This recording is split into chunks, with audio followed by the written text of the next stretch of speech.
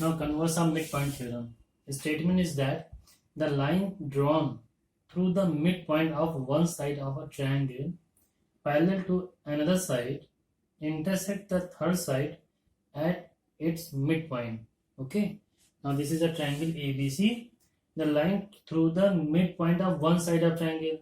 एक साइड क्या है? This is AB. AB का midpoint क्या है? D. It is taken. तो D पॉइंट से क्या किया? लाइन को ड्रॉ किया. ठीक है. पैरेलल टू अनदर, इसके पैरेलल है. BC के पैरेलल क्या है? D. Intersect the third side. अब ये जो है, अगर हम इसके पैरेलल यहाँ से मिड पॉइंट किसी एक side, if you take mid point of any one side and draw a line segment parallel to another side, then it will intersect the third side at its midpoint. Okay, this is the converse of midpoint theorem. Now write the given part. In triangle ABC, what is given? D is midpoint of AB and DE is parallel to BC. DE is parallel to BC.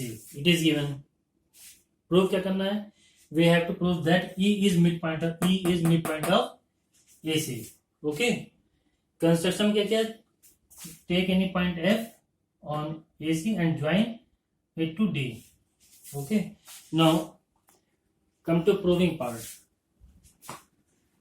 So these two theorems are very important regarding your exams and annual exams also.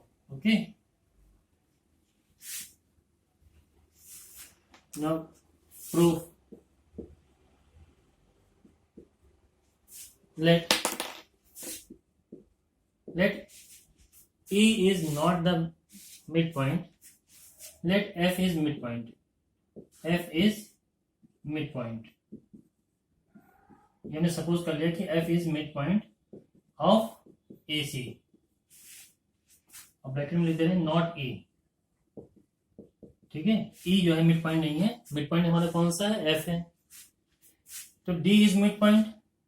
This implies that D and जब हमने F को mid point ले लिया, D and F are mid points of AB and AC. Then according to midpoint theorem, midpoint theorem,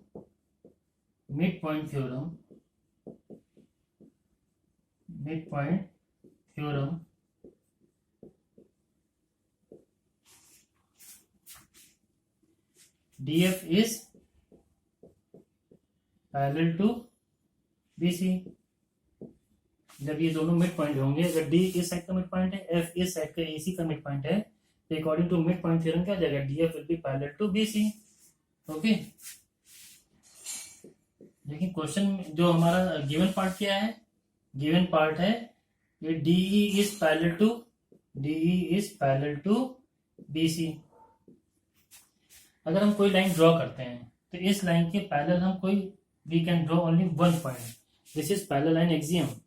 If we draw any line, then parallel we can draw only one line that will be parallel to this given line. Okay, दो line नहीं हो सकती हैं.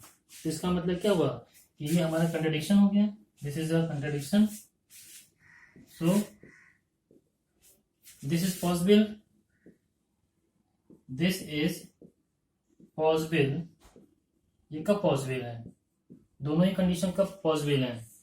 This is possible if and only if E and F are same point.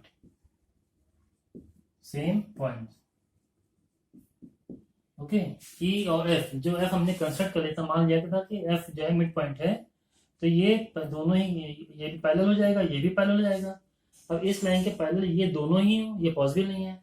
तो possibility के लिए बस हमारे पास एक ही कंडीशन है कि F पॉइंट यहां पर ना होके कहां पर आ जाएगा? E, जहां पर E है वहां पर हो जाएगा. ओके.